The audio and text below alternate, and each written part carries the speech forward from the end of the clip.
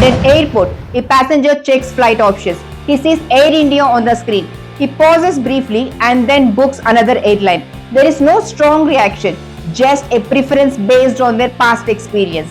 This kind of decision, repeated by thousands of people over time, is how a brand starts losing relevance. The story begins in 1932.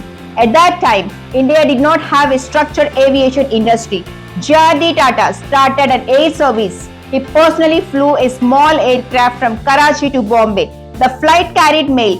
It was not a large commercial operation, but it established the foundation of what later became Air India. Over the next few decades, the airline expanded steadily. It introduced international routes. It built a reputation for consistent service and reliability. By 1960s and 70s, Air India was recognized globally. It was considered a premium airline with strong brand value.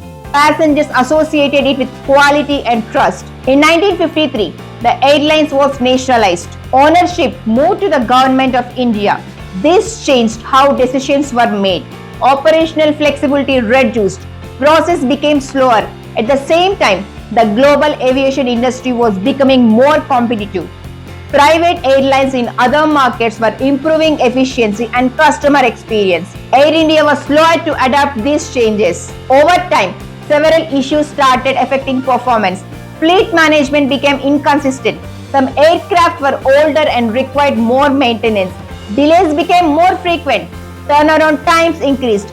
Customer service quality varied across routes. Financially, the airline began to struggle. Cost increased, but revenue did not keep pace.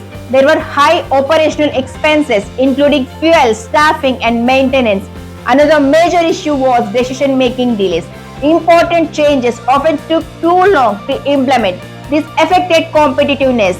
Meanwhile, private airlines in India entered the market. They offered better punctuality, cleaner process, and competitive pricing.